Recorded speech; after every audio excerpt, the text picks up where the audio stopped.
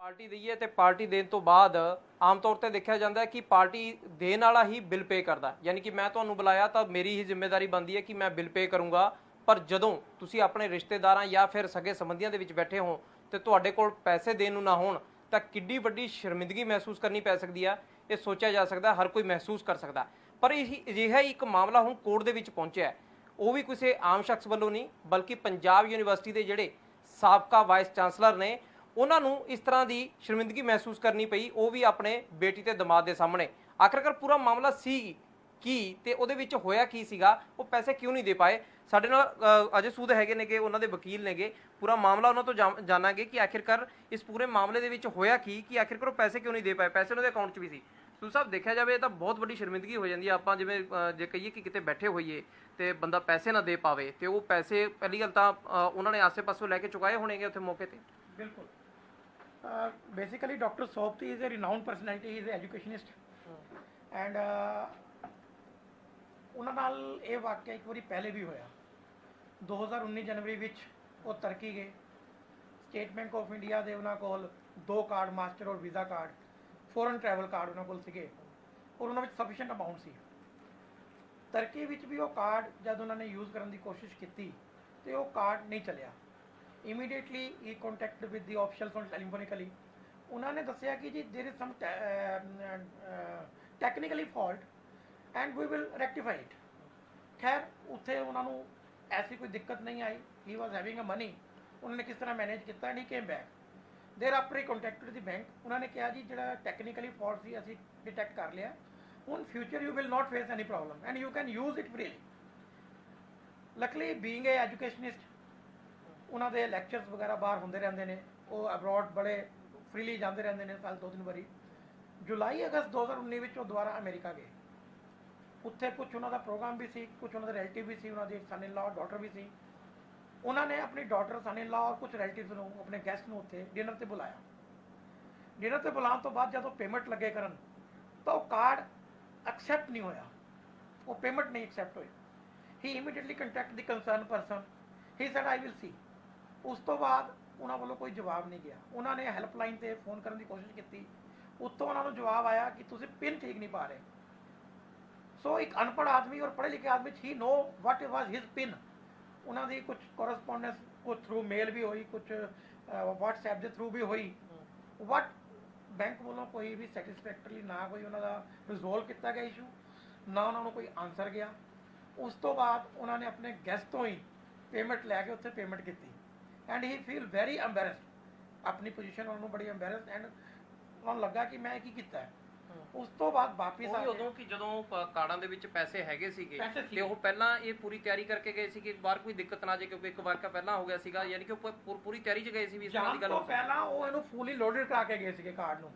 ਇਹਦੇ ਵਿੱਚ 1000 something dollar ਇੱਕ ਕਾਰਡ ਵਿੱਚ ਸੀਗੇ, 111 ਜਾਂ 121 ਡਾਲਰ ਦੂਜੇ ਕਾਰਡ ਵਿੱਚ ਸੀਗੇ। ਉਸ ਤੋਂ ਬਾਅਦ ਵਾਪਿਸ ਆ ਕੇ ਉਹਨਾਂ ਨੇ ਬੈਂਕ ਨਾਲ ਕੰਟੈਕਟ ਕੀਤਾ। ਉਹਨਾਂ ਨੇ ਕਿਹਾ ਜੀ ਦੇਖ ਰਹੇ ਹਾਂ ਜੀ, ਕਰ ਰਹੇ ਜੀ, ਕੋਈ ਸੈਟਿਸਫੈਕਟਰੀ ਆਨਸਰ ਨਹੀਂ ਦਿੱਤਾ। ਉਸ ਤੋਂ ਬਾਅਦ ਅਸੀਂ ਬੈਂਕ ਨੂੰ ਲੀਗਲ ਨੋਟਿਸ ਸਰਵ ਕੀਤਾ, ਲੇਕਿਨ ਬੈਂਕ ਦਾ ਉਹਦਾ ਵੀ ਕੋਈ ਜਵਾਬ ਨਹੀਂ ਆਇਆ। ਜਦ ਬੈਂਕ ਵੱਲੋਂ ਕੋਈ ਵੀ ਸੈਟਿਸਫੈਕਟਰੀ ਆਨਸਰ ਨਹੀਂ ਆਇਆ, ਉਸ ਤੋਂ ਬਾਅਦ ਅਸੀਂ ਕੰਜ਼ਿਊਮਰ ਕੋਰਟ ਵਿੱਚ ਇਹ ਕੇਸ ਪਾਇਆ ਔਰ ਕੋਰਟ ਨੇ ਉਹਨਾਂ ਨੂੰ ਨੋਟਿਸ ਇਸ ਨੂੰ ਦੇਖਦੇ ਹੋਏ ਉਹਨਾਂ ਨੂੰ ਨੋਟਿਸ ਇਸ਼ੂ ਕੀਤਾ ਹੈ and let's see what reply they have ਫਾਈਲਡ। ਕਿੰਨਾ ਤੁਸੀਂ ਜੇ ਦੇਖਿਆ ਜਾਵੇ, ਕਿਉਂਕਿ ਕੰਜ਼ਿਊਮਰ ਕੋਰਟ ਦੇ ਵਿੱਚ ਜਦੋਂ ਇੱਕ ਆਪਾਂ ਦਾਵਾ ਠੋਕਦੇ ਹਾਂ ਤਾਂ ਉਹਦਾ ਹੁੰਦਾ ਹੈ ਕਿ ਇੰਨੀ ਭਰਪਾਈ ਕੀਤੀ ਜਾਵੇ, ਕਿੰਨੀ ਭਰਪਾਈ ਤੋਂ ਨੇ ਉਹਨਾਂ ਦੇ ਵੱਲ ਜਿਹੜੀ ਪਾਈ ਹੈ? ਅਸੀਂ ਸਟੇਟ ਕਮਿਸ਼ਨ 'ਚ ਪਾਇਆ, ਅਸੀਂ ਕੰਜ਼ਿਊਮਰ ਫੋਰਮ 'ਚ ਨਹੀਂ ਪਾਇਆ। ਵੈਸੇ ਤਾਂ ਦੇਖਿਆ ਜਾਵੇ ਡੈਮੇਜਿਸ ਨੂੰ ਤੁਸੀਂ ਕੁਆਂਟੀਫਾਈ ਨਹੀਂ ਕਰ ਸਕਦੇ, ਕੋਈ ਨਹੀਂ ਹੈ, ਇਹਦਾ ਕੋਈ ਮੁੱਲ ਨਹੀਂ ਹੈ।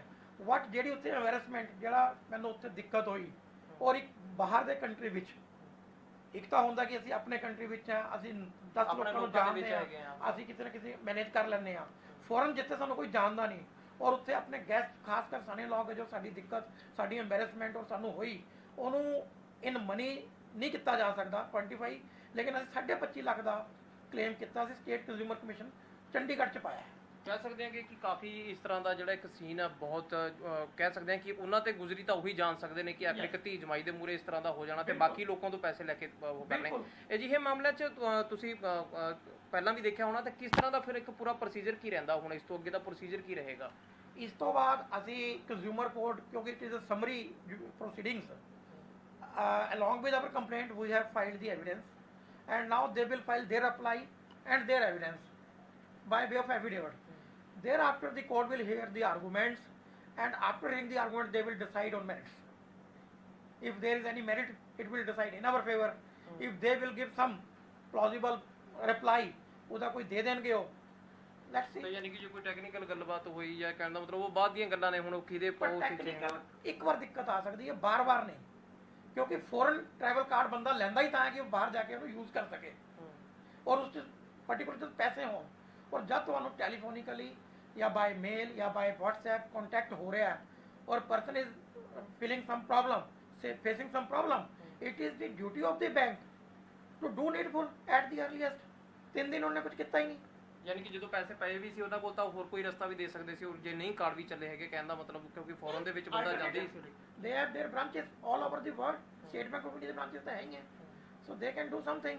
3 ਦਿਨ ਇੱਕ ਬੰਦਾ ਉੱਥੇ ਹਰਾਸਮੈਂਟ ਫੇਸ ਕਰ ਰਿਹਾ ਹੈ, ਸੋ ਉਹਦੇ ਕੋਲ ਤਾਂ ਕੋਈ ਆਪਸ਼ਨ ਹੀ ਨਹੀਂ ਹੈ। ਸੋ ਸਭ ਇੱਕ ਚੀਜ਼ ਹੋਰ ਦੱਸੋ ਕਿ ਜਿਸ ਤਰ੍ਹਾਂ ਦੇ ਨਾਲ ਤੁਹਾਡੇ ਨਾਲ ਤਾਂ ਗੱਲ ਹੋਈ ਹੋਣੀ ਹੈ ਸੌਤੀ ਸਾਹਿਬ ਦੀ, ਕਿਸ ਤਰ੍ਹਾਂ ਦੀ ਜੇ ਦੇਖਿਆ ਜਾਵੇ ਉਹਨਾਂ ਦਾ ਇਸ ਵਾਕਿਆ ਤੋਂ ਬਾਅਦ ਕਿਸ ਤਰ੍ਹਾਂ ਦਾ ਇੱਕ ਸੋਚ ਬੰਦੇ ਦੀ ਬਣ ਜਾਂਦੀ ਹੈ ਕਿ ਇਹ ਆਖਿਰਕਾਰ ਉਹਦੇ ਨਾਲ ਵਾਕਿਆ ਕੀ ਹੋ ਗਿਆ। ਚਲੋ ਕੋਰਟ ਹੈ ਉਹ ਬਾਅਦ 'ਚ ਡਿਸੀਜਨ ਵੀ ਦੇ ਦੇਗੀ, ਸਮਝ ਸਕਦੇ ਹਾਂ ਕਿ ਕਾਫੀ ਆਪਣੇ ਆਪ ਦੇ ਵਿੱਚ ਇਹ ਮਹਿਸੂਸ ਕਰਨ ਵਾਲੀ ਚੀਜ਼ ਹੋ ਜਾਂਦੀ ਹੈ ਕਿ ਹੋਰ ਕਿਸੇ ਨਾਲ ਨਾ ਹੋਵੇ। ਇੱਕ ਇਹ ਮੈਸੇਜ ਵੀ ਜਾਏਗਾ ਤੁਹਾਡੇ ਇਸ ਮਾਮਲੇ ਤੋਂ ਬਾਅਦ। ਦਿਸ ਇਜ਼ ਦੀ ਪਹਿਲੇ ਤਾਂ ਸੌਫਟੀ ਸਾਹਿਬ ਚਾਹੁੰਦੇ ਨਹੀਂ ਸੀ ਕਿ ਪ੍ਰੈਸ ਵਿੱਚ ਆਏ, ਉਹਨਾਂ ਨੂੰ ਅੱਜ ਚੰਗਾ ਵੀ ਨਹੀਂ ਲੱਗਿਆ। ਉਹਨਾਂ ਨੇ ਮੈਨੂੰ ਕਿਹਾ, ਬਟ ਮੈਂ ਉਹਨੂੰ ਦੱਸਿਆ ਕਿ ਪ੍ਰੈਸ ਵਾਲਿਆਂ ਨੂੰ ਡਾਇਰੈਕਟਲੀ ਕੋਰਟ ਵਿੱਚੋਂ ਨਿਊਜ਼ ਮਿਲ ਜਾਂਦੀ ਹੈ, just they call me and call you also. So ਉਹ ਇਹਨੂੰ ਪਬਲਿਸਾਈਜ਼ ਨਹੀਂ ਕਰਨ ਚਾਹੁੰਦੇ ਸੀ। ਉਹ ਕਹਿੰਦੇ it is my personal matter, but ਮੈਂ ਇੱਕ ਸਬਕ ਜ਼ਰੂਰ ਸਿਖਾਉਣਾ ਚਾਹੁੰਦਾ ਸੀ ਕਿ 2 ਵਾਰ ਮੇਰੇ ਨਾਲ ਇਹ ਹੋ ਗਿਆ। ਟਰਕੀ ਹੋਇਆ, ਮੈਨੂੰ ਥੋੜਾ ਲਾਈਟਲੀ ਲਿਆ ਕਿ ਕੋਈ ਗੱਲ ਨਹੀਂ, ਟੈਕਨੀਕਲ ਦਿੱਕਤ ਹੋਏਗੀ, ਹੋ ਸਕਦਾ ਕਈ ਵਾਰ ਹੋ ਜਾਂਦੀ ਹੈ, ਲੇਕਿਨ ਜਦ ਸੈਕਿੰਡ ਟਾਈਮ ਕੰਸੈਂਟਲੀ ਉਹੀ ਦਿੱਕਤ ਸੈਕਿੰਡ ਟਾਈਮ ਹੋਈ ਔਰ ਉਸ ਤੋਂ ਬਾਅਦ ਰਿਪਲਾਈ ਨਾ ਆਏ, ਇੱਕ ਕਸਟਮਰ ਤੁਹਾਨੂੰ ਕੰਪਲੇਂਟ ਕਰ ਰਿਹਾ, ਤੁਸੀਂ ਐਟਲੀਸਟ ਉਹਨੂੰ ਪੈਸੀਫਾਈ ਕਰੋ, ਰਿਪਲਾਈ ਤਾਂ ਕਰੋ ਕਿ ਜੀ ਗਲਤੀ ਹੋ ਗਈ, ਕੁਝ ਵੀ ਹੋ ਗਿਆ, ਤੁਸੀਂ ਰਿਪਲਾਈ ਨਾ ਕਰੋ। It is high headedness of the bank. ਬਿਲਕੁਲ ਕਿਹਾ ਜਾ ਸਕਦਾ ਕਿ ਹਾਲਾਂਕਿ ਇਸ ਪੂਰੇ ਮਾਮਲੇ ਦੇ ਵਿੱਚ ਦੇਖਿਆ ਜਾਵੇ ਕਿ ਇੱਕ ਪ੍ਰੋਮੀਨੈਂਟ ਸ਼ਖਸ ਦੇ ਨਾਲ ਇਸ ਤਰ੍ਹਾਂ ਦੇ ਨਾਲ ਹੋ ਜਾਣਾ, ਤੇ ਹੁਣ ਪੈਸਿਆਂ ਤੋਂ ਜ਼ਿਆਦਾ ਵੱਡੀ ਗੱਲ ਇਹ ਹੋ ਜਾਂਦੀ ਹੈ ਕਿ ਆਖਿਰਕਾਰ ਇੱਕ ਤਾਂ ਇਹ ਇਸ ਤਰ੍ਹਾਂ ਦਾ ਵਾਕਿਆ ਕਿਸੇ ਹੋਰ ਨਾਲ ਨਾ ਹੋਵੇ, ਤੇ ਦੂਸਰਾ ਕਿ ਜਿਸ ਤਰ੍ਹਾਂ ਦੇ ਨਾਲ ਮਾਹੌਲ ਦੇ ਵਿੱਚ ਅਸੀਂ ਉਹ ਸੁਵਿਧਾਵਾਂ ਹੀ ਤਾਂ ਹੀ ਲੈਂਦੇ ਹਾਂ ਕਿ ਆਖਿਰਕਾਰ ਸਾਨੂੰ ਅੱਗੇ ਭਵਿੱਖ 'ਚ ਕੋਈ ਸਮੱਸਿਆ ਨਾ ਆਵੇ। ਜਿਵੇਂ ਕਿ ਫੋਰਨ ਕਾਰਡ ਦੀ ਜੇ ਗੱਲ ਕੀਤੀ ਜਾਵੇ ਤਾਂ ਇਹਦੇ ਕਈ ਜਿਹੜੇ ਟੈਕਨੀਕਲ ਚੀਜ਼ਾਂ ਵੀ ਰਹਿੰਦੀਆਂ ਹੋਣੀਆਂ, ਜਦੋਂ ਆਪਾਂ ਲੈ ਕੇ ਜਾਂਦੇ ਹਾਂ ਤਾਂ ਉਦੋਂ ਵੀ ਕਈ ਤਰ੍ਹਾਂ ਦੀ ਫਾਰਮੈਲਿਟੀਜ਼ ਬੰਦਾ ਪੂਰੀ ਕਰਦਾ ਹੈ, ਤੇ ਆਖਿਰਕਾਰ ਹੁਣ ਦੇਖਣਾ ਹੋਊਗਾ ਕਿ ਕੋਰਟ ਕਿਸ ਤਰ੍ਹਾਂ ਦਾ ਫੈਸਲਾ ਸੁਣਾਉਂਦਾ। ਪਰ ਆਪਣੇ ਆਪ ਦੇ ਵਿੱਚ ਕਹਿ ਸਕਦੇ ਹਾਂ ਕਿ ਜਦੋਂ ਇਸ ਤਰ੍ਹਾਂ ਦੀ ਪਰੇਸ਼ਾਨੀਆਂ ਆਉਂਦੀਆਂ ਨੇ ਤਾਂ ਹਰ ਕਿਸੇ ਦੇ ਲਈ ਇਹ ਇੱਕ ਵੱਡੀ ਔਖੀ ਘੜੀ ਬਣ ਜਾਂਦੀ ਹੈ ਕਿ ਜਦੋਂ ਅਸੀਂ ਕਿਸੇ ਨੂੰ ਪਾਰਟੀ ਦੇ ਲਈ ਬੁਲਾਈਏ ਜਾਂ ਫਿਰ ਕਿਸੇ ਨੂੰ ਲੰਚ ਡਿਨਰ ਜਿਹੜਾ ਇਨਵਾਈਟ ਕਰੀਏ, ਤਾਂ ਉਸ ਤੋਂ ਬਾਅਦ ਹਾਲਾਤ ਇਹ ਬਣ ਜਾਣ ਕਿ ਤੁਹਾਨੂੰ ਦੂਸਰਿਆਂ ਦੀ ਮਦਦ ਦੇ ਨਾਲ ਬਿੱਲ ਚੁਕਾਉਣਾ ਪਵੇ। ਵੀਡੀਓ ਜਰਨਲਿਸਟ ਗੌਰਵ ਦੇ ਨਾਲ Sumit Joshi, daily post Punjabi, Chandigarh. Party ਦਈਏ ਤੇ ਪਾਰਟੀ ਦੇਣ ਤੋਂ ਬਾਅਦ ਆਮ ਤੌਰ ਤੇ ਦੇਖਿਆ ਜਾਂਦਾ ਹੈ ਕਿ ਪਾਰਟੀ ਦੇਣ ਵਾਲਾ ਹੀ ਬਿੱਲ ਪੇ ਕਰਦਾ, ਯਾਨੀ ਕਿ ਮੈਂ ਤੁਹਾਨੂੰ ਬੁਲਾਇਆ ਤਾਂ ਮੇਰੀ ਹੀ ਜ਼ਿੰਮੇਵਾਰੀ ਬਣਦੀ ਹੈ ਕਿ ਮੈਂ ਬਿੱਲ ਪੇ ਕਰੂੰਗਾ।